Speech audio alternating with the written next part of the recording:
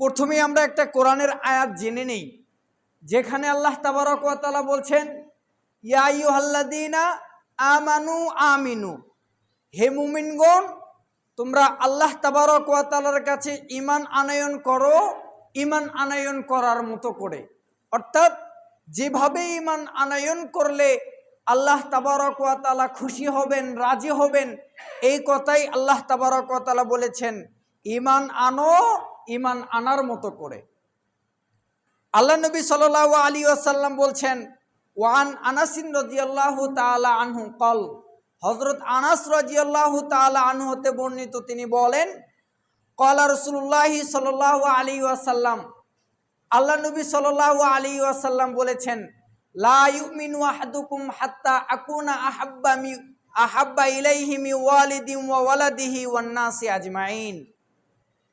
আল্লাহ নবী সাল্লাল্লাহু আলাইহি ওয়াসাল্লাম বলছেন, কোনো ব্যক্তি ততক্ষণ পর্যন্ত পূর্ণাঙ্গ মুমিন হতে পারবে না, পূর্ণাঙ্গ ঈমানদার হতে পারবে না, যতক্ষণ পর্যন্ত না আমি রাসূল সাল্লাল্লাহু আলাইহি ওয়াসাল্লাম তার কাছে তার পিতা মাতা সন্তান সন্ততি এই পৃথিবীতে যা কিছু রয়েছে সব কিছুর চাইতে প্রিয় না হব।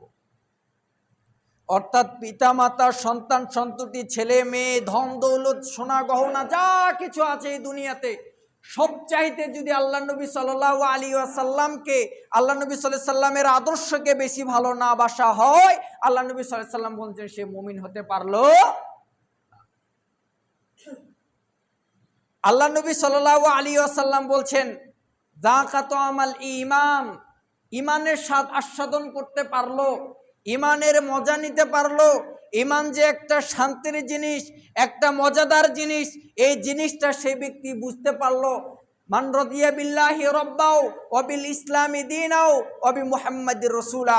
আল্লাহ নবী সাল্লাল্লাহু আলাইহি ওয়াসাল্লাম বলছেন, ওই ব্যক্তি ঈমানের স্বাদ আস্বাদন করলো যে আল্লাহ তাবারক ওয়া তাআলাকে রব হিসাবে পেয়ে খুশি, হযরত মুহাম্মদ সাল্লাল্লাহু আলাইহি ওয়াসাল্লামকে প্রিয় হাবিব রাসূল হিসাবে পেয়ে খুশি, এবং দ্বীন ইসলাম হিসাবে পেয়ে খুশি। আমরা কি আল্লাহ তাবারক ওয়া তাআলার প্রতি ঈমান আনয়ন করেছি? আমরা কি আল্লাহ তাবারক ওয়া তাআলাকে রব হিসাবে পেয়ে খুশি? তাহলে আমরা চিন্তা করে দেখি, আমরা যদি আল্লাহ তাবারক ওয়া তাআলাকে রব হিসাবে পেয়ে খুশি হই, তাহলে আমাদের কেন খাজা বাবা, পীর বাবা, ন্যাংটা বাবা, গামছা বাবার প্রয়োজন হয়? যদি আল্লাহ তাবারক ওয়া তাআলার প্রতি এই বিশ্বাস থাকে যে আমার জন্য আল্লাহ তাবারক ওয়া তাআলাই যথেষ্ট, তাহলে স্ত্রীর সন্তান না হওয়ার জন্য বাবার কাছে যাওয়ার কি প্রয়োজন আছে? তার মানে আমাদের পূর্ণাঙ্গ ঈমান অর্জন করা হয়নি। পূর্ণাঙ্গ ঈমান অর্জন করবে সেই ব্যক্তি যে ব্যক্তি ঈমান আনয়ন করার পর দুনিয়ার কোনো কিছুর আর প্রয়োজন হয় না। সে নিজেই বুঝতে পারে যে আল্লাহ তাবারক ওয়া তাআলা আমার জন্য রাজি হয়ে গেছেন, খুশি হয়ে গেছেন। যদি কোনো ব্যক্তি আল্লাহ তাবারক ওয়া তাআলার প্রতি ঈমান আনয়ন করার ক্ষেত্রে অলসতা প্রকাশ করে, সাক্ষ্য দেওয়া থেকে বিরত থাকে, ঈমান বলা হয় তিনটা জিনিসকে। কয়টা জিনিস? তিনটা জিনিসকে বলা হয় ঈমান। আহলে সুন্নাহ ওয়াল জামাতের মতে ঈমান বলা হয় মানুষ অন্তরে বিশ্বাস স্থাপন করে এবং মুখ দ্বারা সেটা কি করে? প্রকাশ করে, এবং কাজের মাধ্যমে সেটা বাস্তবায়িত করার নাম হচ্ছে ঈমান। কোনো ব্যক্তি যদি বলে শুধু আমি ঈমান আনয়ন করেছি, ঈমান আনয়ন করেছি, কিন্তু বাস্তবে মুমিন হওয়ার কোনো গুণ তার ভিতরে পাওয়া যায় না, তাহলে ইহকাল পরকাল উভয়টাই শেষ। আল্লাহ নবী সাল্লাল্লাহু আলাইহি ওয়াসাল্লাম বলছেন, ওয়ান ইবনে উমর রাদিয়াল্লাহু তাআলা আনহুমা ক্বাল ক্বালা রাসূলুল্লাহ সাল্লাল্লাহু তাআলা আলাইহি ওয়াসাল্লাম, আব্দুল্লাহ ইবনে উমর রাদিয়াল্লাহু তাআলা আনহু হতে বর্ণিত, তিনি বলেন আল্লাহ রাসূল সাল্লাল্লাহু আলাইহি ওয়াসাল্লাম বলেছেন, উমিরতু আন উকাতিলান নাস, আমি ওই সমস্ত মানুষকে হত্যা করার আদেশ পেয়েছি। অর্থাৎ আল্লাহ তাবারক ওয়া তাআলার পক্ষ থেকে আমাকে আদেশ করা হয়েছে আমি যেন এই দুনিয়ার ওই সমস্ত ব্যক্তিগুলোকে হত্যা করে ফেলি। কারা তারা?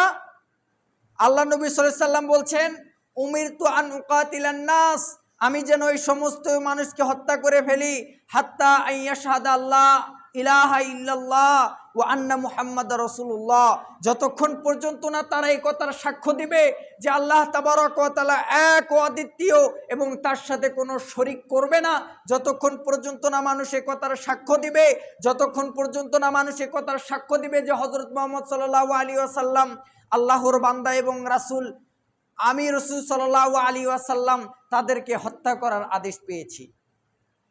তারপর আল্লাহ নবী সাল্লাল্লাহু আলাইহি ওয়াসাল্লাম বলেছেন ওয়া ইউকিমুনা সালাহ, এবং তারা সালাত পড়বে, ওয়া ইউতুজ যাকাত, এবং তারা যাকাত প্রদান করবে।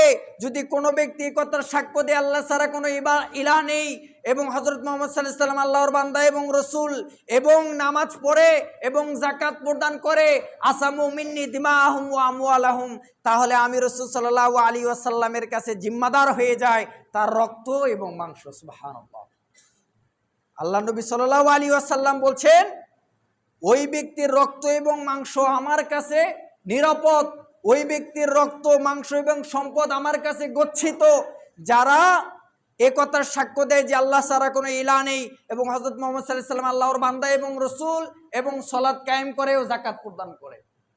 যদি এমনটা না করে কোনো ব্যক্তি, এ কথার সাক্ষ্য প্রদান করে না করে যে আল্লাহ তাবারক ওয়া তাআলা এক ও অদ্বিতীয় এবং রাসূল সাল্লাল্লাহু আলাইহি ওয়াসাল্লামের উপর বিশ্বাস স্থাপন না করে এবং শুধু সালাত না পড়ে এবং যদি যাকাত প্রদান না করে, আল্লাহ নবী সাল্লাল্লাহু আলাইহি ওয়াসাল্লাম বলেছেন তাদের ব্যাপারে আমাকে হত্যা করার আদেশ দেওয়া হয়েছে, তাদেরকে যেন আমি হত্যা করে ফেলি এ ব্যাপারে আমি আদিষ্ট হয়েছি।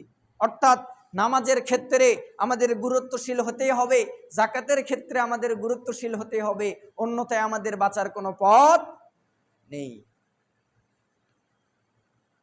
এই ব্যাপারে হযরত আবু হুরায়রা রাদিয়াল্লাহু তাআলা আনহু থেকে একটি হাদিস এসেছেন, তিনি বলছেন ওয়ান আবি হুরায়রা রাদিয়াল্লাহু তাআলা আনহু ক্বালা আতা আরাবিয়ুন নবী সাল্লাল্লাহু আলাইহি ওয়াসাল্লাম, হযরত আবু হুরায়রা রাদিয়াল্লাহু তাআলা আনহু হতে বর্ণিত, তিনি বলেন যে একজন অনারবী বেদুইন ব্যক্তি আল্লাহ নবী সাল্লাল্লাহু আলাইহি ওয়াসাল্লামের কাছে আসলেন।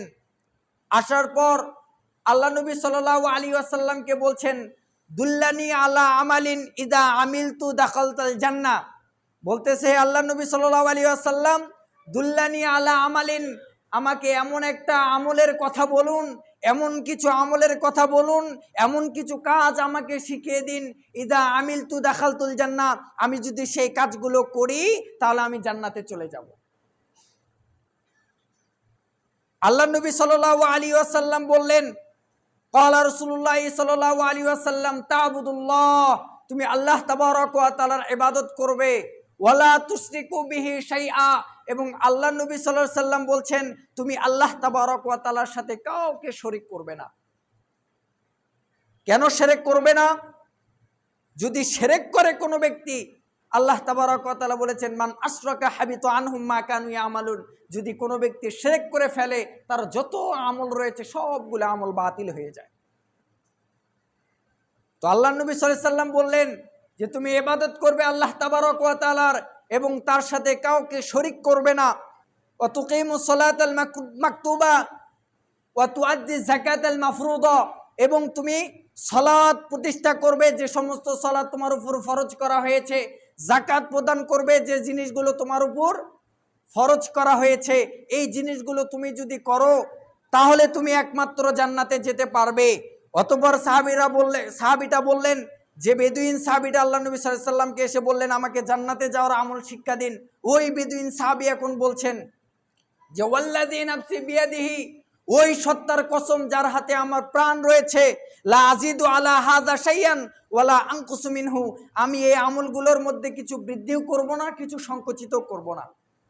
আল্লাহ নবী সাল্লাল্লাহু আলাইহি ওয়াসাল্লাম বললেন অতঃপর ফাইন্নাহু আল্লাহ, অতঃপর ওই ব্যক্তি যখন চলে গেল, ক্বালা রাসূলুল্লাহ সাল্লাল্লাহু আলাইহি ওয়াসাল্লাম, অতঃপর আল্লাহ নবী সাল্লাল্লাহু আলাইহি ওয়াসাল্লাম বললেন মান সিররাহু ওয়া ইয়ানজুরু ইলা রাজুলিন মিন আহলিল জান্নাহ ফালইয়ানজুর ইলা হাযা, কোন ব্যক্তি যদি দুনিয়াতে জান্নাতি ব্যক্তি দেখতে চাও তাহলে এই ব্যক্তির দিকে তাকাও।